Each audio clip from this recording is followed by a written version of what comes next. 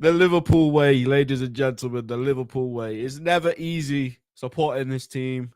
They make our blood pressure rise when we're just trying to enjoy a bank holiday weekend with the family, a few drinks together. And they almost ruined it. And then Diogo Jota, the man who's better than Figo, as the lyrics say, comes up trumps with the winning goal after the absolute rat thought he got the equalising goal. But we're going to get into it, people. Make sure you smash the like button. I'm absolutely buzzing. Look, let's just say straight off the bat before I ask these guys how they're feeling. We were absolutely pants in that game, right? First 20 minutes. No. Second half. Shigz, if we came out of that game with nothing, I wouldn't be sat here complaining or asking why. We'll get into it, but I honestly thought we were absolutely shocking, mate, after that 20 minutes. But we'll get into it. Elliot, how are you, mate? Yeah, I'm all right now after Lucas Moura decided to give Jota the goal, so it's all right. I'm okay. But I do agree, Jess, so we shall get into it. Yeah, we'll get into it. There's so much to discuss. Absolutely crazy moments in that game. But I'm glad to hear you're good, mate. And Shigz, how are you, bro? All right, listen. In the 92nd minute, this would have been a totally different stream. I'm just saying that now. I'm just saying that. I was fuming. You and me both, mate. You and me both. Look, but yeah, listen. All that, bro. Look, even if it was anybody else, like that scored that goal, I would be fuming, right?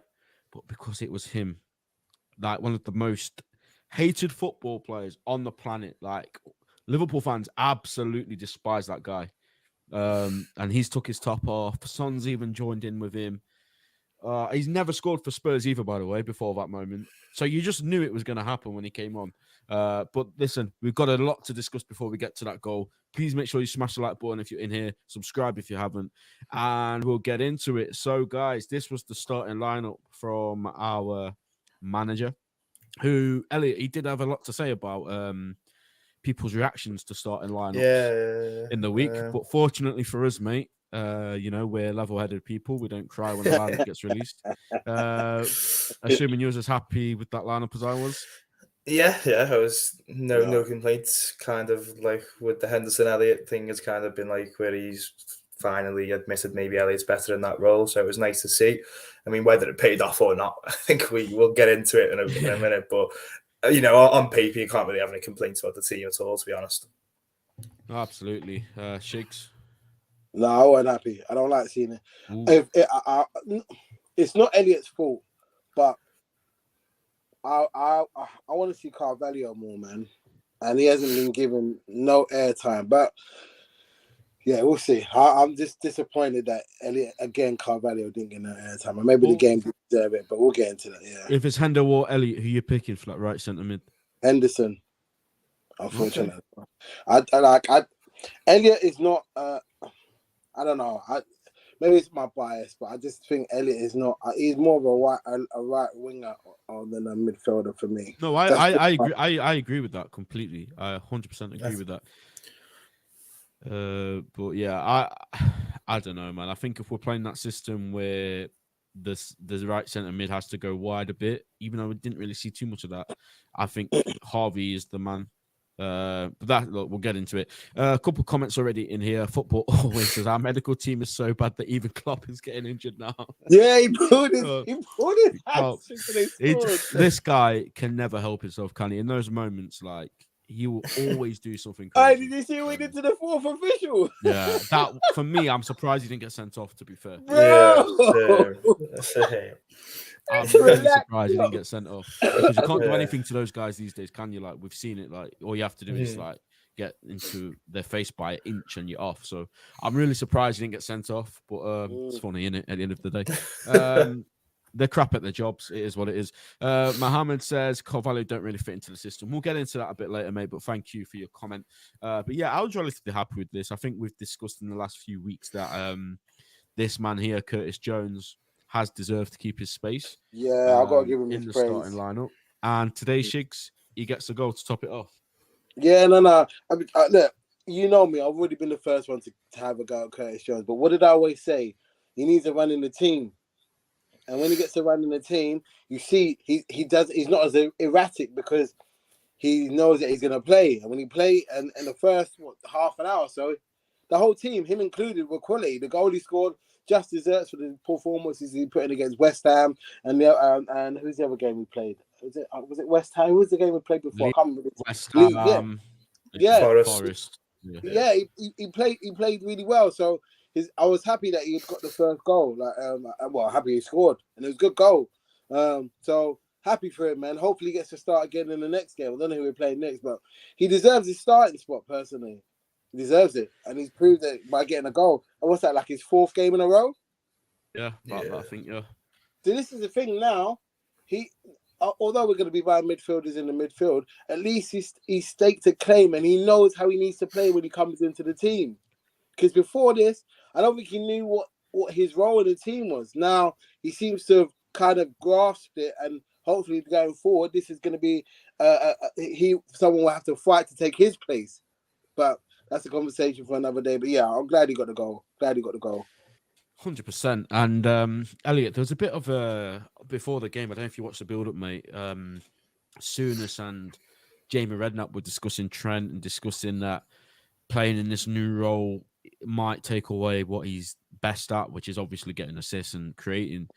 And then he just goes and puts that on the plate for Curtis Jones inside 3 minutes. So. Yeah, no, I didn't see the build-up, to be fair, but I know Neville referenced it on commentary saying something about Redknapp not liking the role, which I just find bizarre because I think the first half an hour, I mean, the whole team was brilliant, but watching Trent, it was like West Ham. Every game that he's played in that position, to be honest, I was just watching him thinking, wow, because it's a bit of a cliche thing when you say a player looks like he's really enjoying himself, but he looks like he's loving it, and when he's loving it, then you're getting the best out of him. So it was a lovely ball. I mean, we've seen it 100 times, maybe an exaggeration because he has got 100 assists, but them crosses we see every single day, every single game Liverpool play, and it was just simple, really. It was a lovely ball, and it was a lovely finish, lovely controlled finish from Jones. Again, as you said, Shigz, not erratic, it was calm, mature, which we've seen from Jones. And Scouser link. I think I read the first time that's happened since Lambert Gerrard. But to add to that, Elliot, that is a symptom of him playing in the last 3 or 4 games.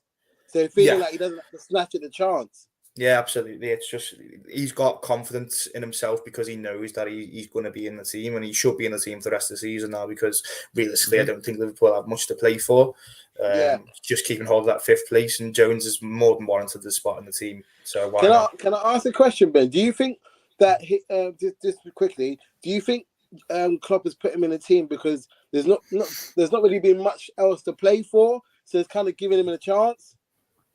Yeah, I mean, maybe there's an element of that in there as well, but also, mate, Thiago wasn't in the squad again today, and I think that's something we've got to address at some point in the stream.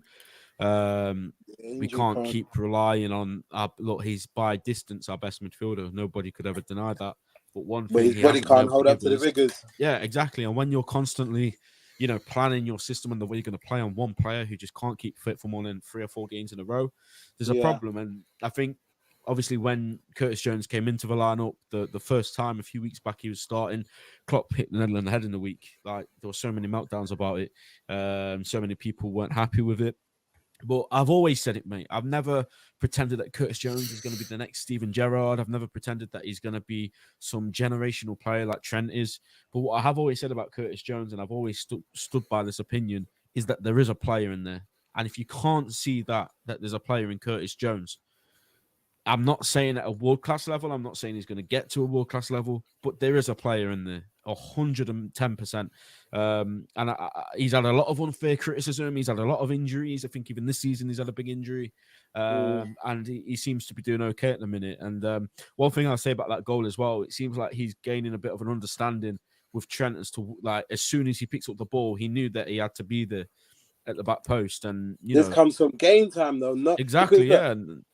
And this is the thing, like, I'm not blowing my own trumpet, but I have said, like, even because you like I said before, I've been on him because he doesn't know what type of midfielder is, and you not playing in a team. I don't care how great your player is, if they're not used to how a team plays and when to make runs, when to hold off, when to give the ball away, you're not going to be comfortable, and that it will show in your performances because we second guessing yourself. Like I said earlier, with the chance he got, he didn't snatch it, he just placed it. Yeah, very calm. And that speaks to the composed. calmness of your mind when the chance comes to you. So, like I said, I doubt he's going to be a starter next season. Yeah. But at least when he comes off the bench or when he's called upon, he knows what he needs to do to be in the team. Yeah. And Elliot, Adam says, big up Adam, new formation suits him well. Do you agree with that? Yeah, it does, and I think it also may help the transfer. Not as a give Liverpool or Klopp or whoever Steady, an mate. They'll come excuse. for you, mate. Yeah, but it helps. It does help your planning where you can maybe just put a bit more money into a different midfield position, because if you're going to look at McAllister as that left centre midfielder, and if you're going to maybe Thiago's not fit half the time, so you've just got, it's a nice thing to have there now, because everyone kind of did know whether Jones was coming or going, but if he keeps that up, he's not kind of got those like freak injuries that he's kind of had over the last couple of years now. So it just helps. It does help. Not an excuse, God, not an excuse. Liverpool still need about 3 or 4 midfielders, but it really, really does help, obviously. And it's nice. It's nice. It's always nice to see a local lad do well, and hopefully they don't come for my head that I've said that.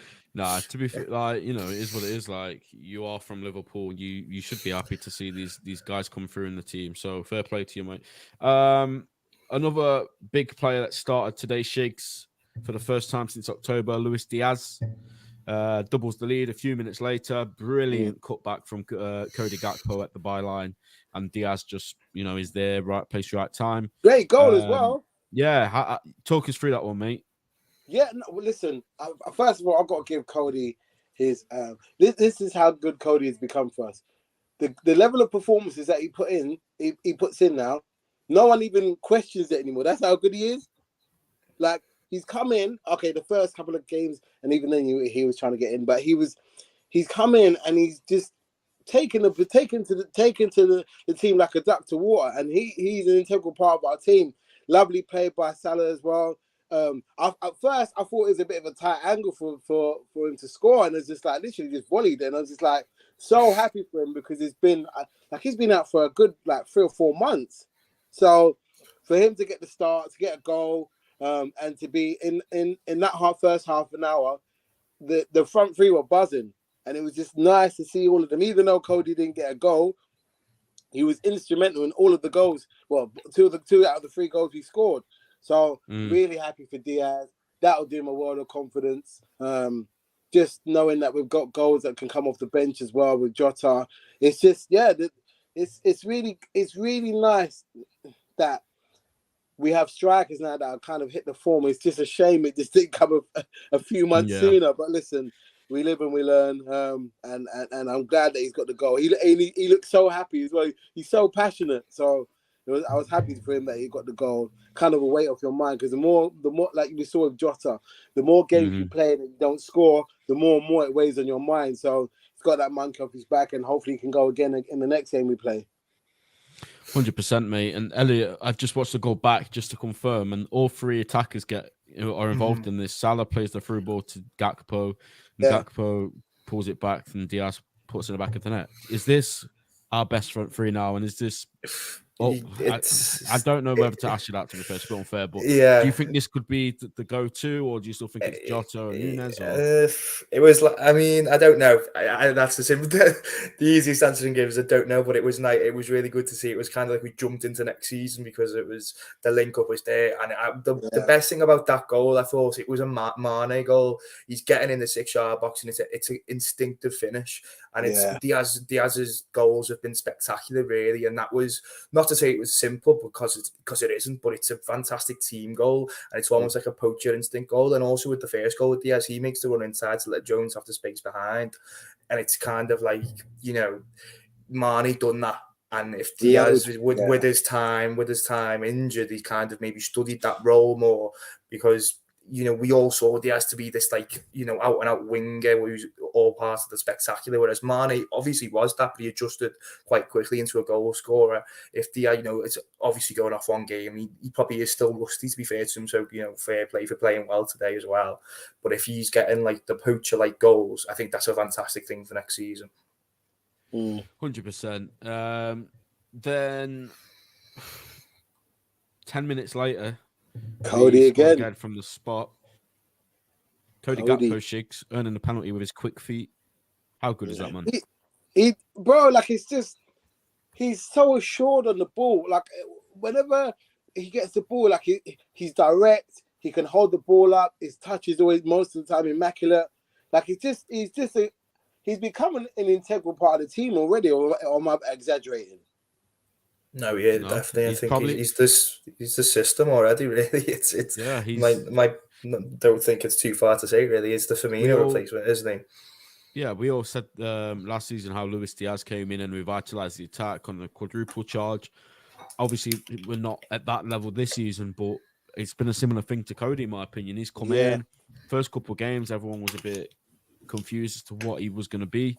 But last month and a half, he's been quality. He's probably been our best forward since he's... Yeah, exactly, mate. And I've always said this, that, you know, getting him in for the 5 months that we had left when we signed him in January, ahead of the new season, it's a huge boost. Because now when the next season comes along, he's already going to be fully embedded in the team. He'll know the city.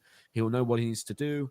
And it's a big boost for us, just like Luis Diaz was last season. So I'm very happy with it. I think it's the most perfect Bobby Firmino replacement we could have got, to be honest. And the future is massively bright for Cody Gakpo. But Salah from the pen, Elliot. I think we spoke a few weeks back. I was doing we take this. Him I'm off not gonna lie. I was mate. And when he goes up, I was like, oh my god, it's probably over the bar. But it just hits the roof of the net and goes in. How was your nerve, mate, when you saw him stepping up? I was quite relaxed, to be fair, because it was 2-0. I'd like to have seen who takes it at 0-0, because I would have been much more nervous then for Salah himself, because if he misses that again at 0-0, you're thinking, oh my god. But I'd be very interested to see if he would have taken it at 0-0. I'd like maybe he would do, because Klopp puts confidence in his players all the time, so maybe he would have done. But you know, you've got Fabinho on the pitch there, who's, you know, such a good penalty taker, has been his whole career. So I was fine. It was a simple penalty, wasn't it? Really forced. He's a weird goalkeeper. He's an absolute giant for a man, and he almost acts like a hologram half the time. It's so weird, because it's just I didn't think he's going to save it, but then again he saved one from Milner in like 2017 when Liverpool was going to top four against Southampton. So, but no, it's simple penalty down the middle. Can't, you know, that'll give him a massive boost, and he should probably just be back on penalties from that one. Yeah, 100%. It was just a bit of a weird stage for him, wasn't it? Those couple penalties he missed, and maybe a few of us, including myself, were a bit overreaction. We're saying that we'd take him off. He's not missed many, has he? So fair play to Mo for getting back on track with that. Shigz, after that, mate, did complacency start to kick in? I think so. I think, you know what it was? I think it was partly complacency and partly Tottenham saying, "No, we're not going down this road again." Like it was. They didn't want to concede 6. Is that what you're saying? Yeah, no.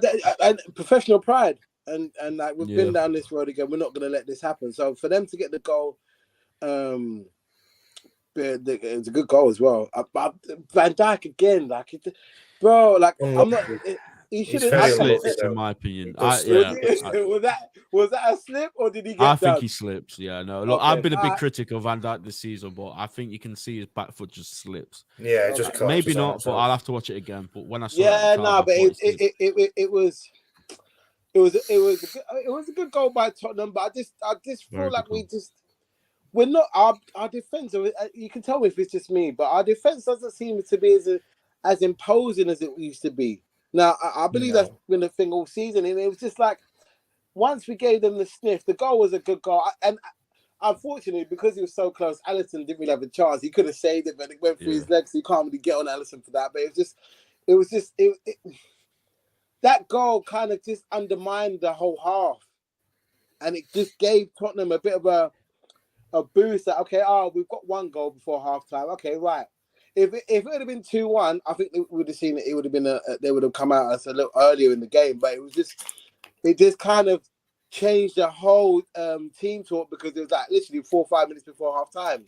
Mm-hmm. And it's just annoying. It was an annoying goal to concede, because at that time they didn't really have a sniff in the game. Yeah, and Elliot, it doesn't just change the team talk. I mean, that's a good point that Shigz raised, but it changes the game, doesn't it? Because 3-0. You're fine, you're coasting. But then as soon as a team like Tottenham, and by the way, we saw them against United, look dead and buried at 2-0. Like we'd seen it literally last week. So as soon as they got that goal back, mate, it was a different game, wasn't it? Yeah, it was really annoying because I mean there was a phase of play. I don't know what scored. It might have been 2 or 3 for Liverpool when the Tottenham centre half just kicked it back to Liverpool because they were literally terrified of having the ball, and the fact Liverpool let Spurs back in it after that was just really, really annoying because that game was done. It really was done. It was almost like both sets of players, which is the bad thing from Liverpool's perspective, is that both sets of players didn't want to be there after that. And Liverpool should have really been much more professional. They weren't. Pressed at home. They weren't. It was a weird game. It was a weird atmosphere to be 3-0 up after 15 minutes and both sets of players look like they're done, which isn't great. I think the back four, you said, not imposing. I don't think it's been imposing at all this season, but I think that I think the goal kind of maybe you see, Neville was kind of going on about it in commentary, unfairly at Trent, but it's the system. It's got to be fine-tuned if it's going to be the thing next season because the way Tottenham are getting in behind, I think it was more than anything was down to just kind of it looking so, one defender's there, one defender's there, they're all shifting over or they're not in a proper line because what is it? Is it a 3 with 2 in front or is it a 4 because you don't know where Trent is at times in the defensive line? So it's all going to be worked out. Listen, it's not a big deal right now because Liverpool aren't going for a title, that because they haven't been good this season. But it does need to be worked out. The goal, Van Dijk's unlucky in my opinion, but it just sets the tone, and I think everyone kind of just went, yeah, we can all see what's going to happen now because of what's happened this season. Liverpool just heads dropped, and I'm not surprised what happens, to be honest, at all. 100%. And at this moment, I knew the second half was going to be a bit different, but I did kind of expect and hope that we would come out a bit better than we did. And, we come out, didn't really kick on. Spurs did. And Son beats the offside trap. I think it was in about the 77th minute, to be fair. So we did go a long time without scoring, but the signs were there, weren't they, Shigz? I think it hit the post before then. Yeah, Ramiro hit the post. There was a few chances. I don't know if some of them might have been offside, to be fair, but there was a few chances in there. So for me, I can't understand for the life of me, Shigz, why the warning signs were there for everybody to see that literally all they need is a goal and they're straight back in this. We just persisted to just dilly-dally, really. Yeah, it was weird because, like Elliot was saying, it just turned into a weird game. It's just like we didn't want to press forward, but we were just keeping the ball aimlessly without any intention of going anywhere. And it was just like, okay, like we're winning, but we're not doing anything with the ball. It was just triangles in the midfield. There was no forward play. There was no kind of, okay, right, let's try to get goal. It felt like at that stage it was more containment rather than us trying to get another goal. And it was just like, and I think Tottenham started just playing the ball over the top because then Kanate started making rash challenges and just the whole mentality of the team just seemed to change. And at that time, I think it was a little bit earlier that they changed it to Henderson. And I was saying that they should bring on Henderson just to give the midfield some oomph. And even though he brought him on, I never felt like we got the control of the midfield back. We never got it back, and it was just... It was like erratic, wasn't it? Yeah, and then as a result, that we were just moving further back, and they just kept playing balls over the top. That for me, the Son's second goal, Son's goal, it was... Kanate was square, and he should have been turned, but it's easy for us to say because it's hindsight, but it just felt like the defense just switched off. The midfield didn't know how to take the game to them in terms of controlling the midfield and just taking this thing out of the game for the next 10 minutes. We didn't know how to do that, and it's quite surprising considering the players that we've got in the team. So it was annoying, and it just then obviously spurred Spurs on, for not lack of a pun. It spurred them on even more, and it's like it was giving them more fuel for the fire. That was a good one, Shigz. That. No, you're 100% right. And Elliot, they get the goal with Heung-min Son beats the offside trap, and then after that, they get a set piece. And that man who, as I said to you off camera, he never scored a goal for Spurs. You knew it was coming. You knew it was coming. I said it in the backstage. As soon as he came on, I said, "Ah, nah." You knew it from a mile away. Like, Yeah. you knew that he was going to get a goal. But lucky for his mate, Pigeon Man didn't have the last laugh. No, he didn't. It was just so. It was such a like. I didn't flicker when the goal went in because I just thought it was the Milner foul. Oh, why? What are you doing? So stupid from such an experienced player, but like the kind of thing that happens when he gets brought on, which people kind of go, oh, that's what he gets brought on for, to kind of disrupt the game. But you don't give away stupid fouls like that in such a dangerous area when Liverpool looked poor in defensive areas all game. It's just one easy delivery, one easy header, really. I mean, Richarlison, dare I say it, does well to score the goal, but then does very well to celebrate. I think it was 4 different celebrations in the space of a minute to then lose the game. It's really, he just loves it too much, where it always bites him back. So it was quite, I'm sure every single Liverpool fan would have celebrated the goal and then celebrated looking at him with his head in his hands even more, because it was a very funny sight. I'm not gonna lie, I was doing the pigeon dance when Jota scored around my living room. I can't lie to you, boys. Oh, it was very funny. I know hate is a strong word, and you know I don't use it lightly. Strongly dislike. No. I hate him. Oh, I hate him with a capital H. That man, what he did against us in the COVID season, and then he went down his timeline and he was replying to all Liverpool fans with the pigeon dance. Like, honestly, you've just got to hold that now, because you thought that was your moment, you bum. You know, you signed for 50 million. I can't believe Everton fleeced him for that much. No, he's a good player, man. That's what do that. Nah, he's not, Shigz. He's not. Nah. He's not, mate. Nah. 20 mil at best, mate. I'm not having it. He's crap. But listen, I can't let my personal agenda get in the way too much. I've got to kind of bring it back to neutral. But yeah, mate, when Jota scored, it's just the Liverpool way, isn't it? And I said to Elliot, I said that if you want a 90-minute game of football to show the good, the bad, the ugly of Liverpool this season, that is everything that we've had to offer in this season across 90 minutes of football. And Shigz, 4 or 5 weeks ago, we'd have lost that game. Yeah, well, so is that a positive now that we're on the winning side of it? Yeah, even though the performance wasn't near as such, but we can actually say, you know what, we're back to winning games without necessarily playing our absolute best. Yeah, and while shooting ourselves in the foot. So, listen, it was again, like, even though we've got on Klopp this season, he has built a good squad, because you've got players that come in and do a job. And Jota, even though like we've said before, he was trying to get back on his feet, but now he's back on his feet. He's a goal scorer. Can you believe that there was actually people questioning whether we should sell him? I'm like, are you mad? Like, the guy is just going through a bad patch, like all strikers do. The guy's come back from a bad injury.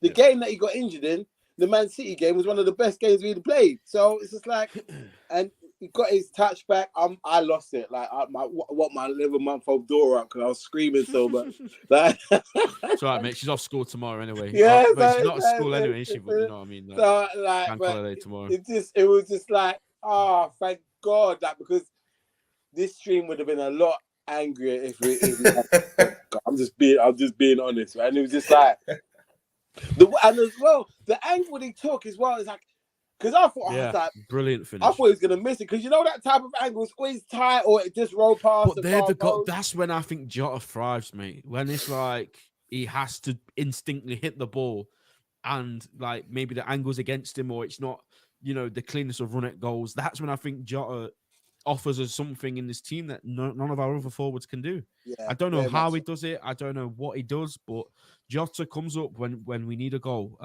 Dare I say it, he might be the new Origi.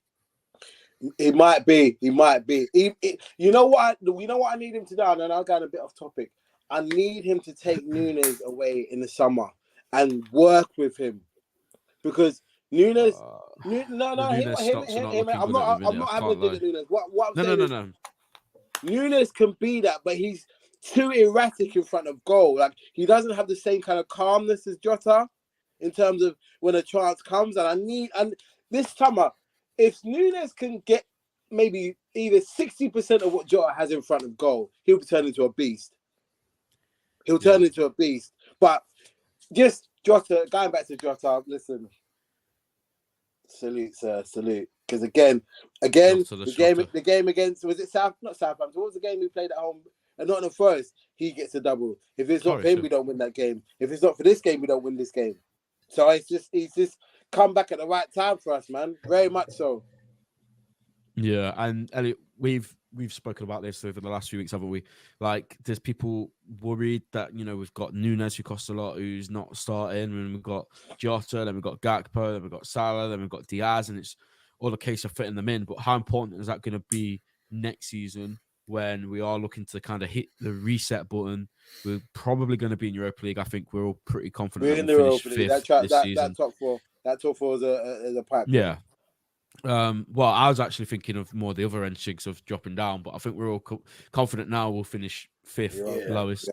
Yeah. So yeah, how important is it, mate, to have them all available, all firing and all comfortable in this system? Yeah, it's very important. I think it's Nunes is probably the anomaly out of the five now, where you just kind of waiting to see where he fits in, which you don't really want to say for a big money signing from the summer, but he's young still, you know, he's got so much there. He's already had a very good first season, so he should just build on that. But it's a bit, I said that on the last stream, I think it's a bit, I don't want to say worrying because it's a bit of a strong word, but to see him just totally kind of left out and then coming on for 20 and 15 to go, you don't want that to happen and continuously. So, but Elliot, he hasn't deserved a starting place, though. No, I don't. I'm not saying he should be, but like it's a difficult one. It is a difficult one. I think everyone loves him because he is great to watch. But like, if he's not playing well, you can't just throw him into the start. But it's one of them when he comes on, doesn't he? And he puts him on the wing again, and Jota's in the middle. I mean, obviously it pays off if Jota scores the winner, but it's where you think I immediately thought, is that what's going to be the plan then? Is Nunes going to be the winger and Jota's going to be, if they're playing on the pitch at the same time, Jota's going to be in the middle and Nunes on the wing? I think it makes sense because of Nunes' speed, but then like Nunes is meant to be a striker, so I don't know. It's just weird, isn't it? But we all know Nunes goes on to the left, but it's going to be very interesting, as you said, Shigz, in the summer. He's got a lot of work to do, and you know the language barrier, he's got to fix that as well. Yeah, did you see Thiago being the translator? Yeah, and Klopp just looked at him like he had 10 heads. It was just bizarre. He just looked. Yeah. So I mean, you can't rely on a midfielder who's not in the match day squad to be giving him instructions, can you? That's the problem really you're looking at. But if it is Europa League, Liverpool, Nunes should just really run right in that if he gets the chance to play in it. All of them should run riot, and they should all just get rotated, and it's going to be really important. And it's nice to have a one position boxed off for Liverpool in the summer where you don't probably need to do anything at all, really, because I don't think you do. I mean, I know we're losing Firmino, but Gakpo's there now, and Firmino hasn't been involved that much anyway because of injuries, and it's probably a good reason why it's he is moving on. Even though I'm sure there'll be tears at Anfield when he does leave, but. The front five is sound, to be honest. I don't think there's any issues. Just Nunes just needs to fine tune him, but the whole team needs fine tuning, so I don't think it's a big problem. So just to add to that as well, the one thing that's kind of giving him grace is that we're still getting goals when he's not. So it gives him a little bit of a leeway to kind of still find his feet. I think if all of our strikers are struggling, I think the spotlight would be on him a lot more. Well, I think earlier on the season when that happened, he did step up a little bit, didn't he? Went on a little run. I mean, did Tottenham, not even just goals, creating. He was just like a good few months stretch, maybe even before the World Cup. It might have been, I don't know, my memory. The Wolves and stuff like that. And it looked like 3 games in a row. Southampton at home, and then maybe after as well, like the Everton game when he gets the assist for Gakpo, isn't it? It looked like he was, something was happening, and then that's why I just think it's a bit of a worry that maybe that he's just all of a sudden been dropped like that, but you can't argue with it when Jota is playing so well, Gakpo's playing well, and Salah's obviously, always going to be there as well. So it's not a problem. It's just maybe a little worry for Nunes. 100%. And I think, they'll figure it out. They'll work over the summer with him. And, there's always going to be an adjustment period. I don't think that the plan when we signed him was to change system this drastically this soon.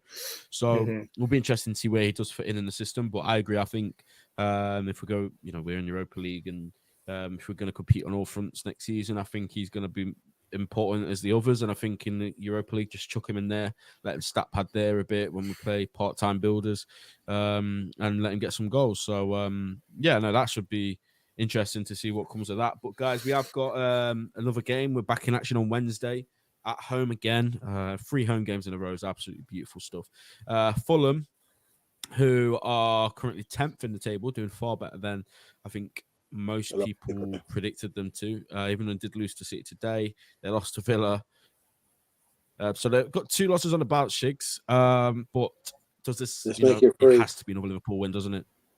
It has to. I think it's important just to keep the momentum. If I'm honest, it's just we need to. I want a clean sheet as well. That's what I'd want from that game. Maybe a calm. I'm not fussy anymore. Just a calm 2-0 win. Just very confident performance from the lads and go home. Like, I don't need anything fancy, but Fulham will come to play because even though Man City won today, they gave Man City a game. So it's not gonna be easy, but hopefully we can pull it out and get another 3 points and then see what happens with. See what happens with. I don't think we'll get top 4, but just see what happens with United. And I think Newcastle are nailed on personally, but yeah, we'll see. Yeah, I think Elliot Shigz just said he don't think we'll get top 4. All we can do is win our games. And then again, not even hope because, we can hope, but like not expect anything. All we need to do now for the last 4 or 5 games we've got, get into good stead to end the season high, and then just see where we are at the end after we've played against Southampton at St. Mary's. And that's it. And if it's 5th, that's where we deserve to be. Yeah. The league never lies. No, not at all. I mean, I think today was the one for me for United. Just saying. Joker. Sorry, Elliot. I think United needs to drop points today for me if it was going to happen. I think that was the big one today. And then I think last week with Newcastle Tottenham, that was also the big one for Newcastle. So I do think it's gone. But you never know. You never know. Crazier things have happened. So, indeed, they have. And I've just seen some quotes from the gaffer. He stuck it on Ryan Mason. Wanting Diogo Jota to be sent off the pitch. Worry about other stuff. My manager. Because of the high foot. It was never a red card. The guy went for the ball. As simple as that. He's got every right to go for that ball as well. So, and then apparently something's kicked off with him and Paul Tierney because I think he's got history with Paul Tierney. Yeah. He says, we have our history with Mr. Tierney. I really don't know what this man has with us. Yes, I deserved the yellow card for what I did, but what he said to me in response was not okay. So that's interesting to see what happened there with those two. But we'll see. We'll see if anything comes of that. I don't care. I love it when Jurgen does stuff like that and rattles the entire country. It's absolutely fantastic. When he ran on the pitch against Everton and you had all these gammons saying like he should be banned, it's like, oh my gosh. Shut up. Grow up. Just grow up. My manager always has been my manager, always will be my manager. Yes, we've had a bit of a crap season, but guess what? He's not going anywhere for another 2 seasons. We'll be back in the summer when we make big signings, and we'll be up there for sure next season. Don't doubt that for 1 minute. But guys, thank you for watching. If you tuned in, have a great bank holiday, and we'll see you after we're beating Fulham next week. Take care.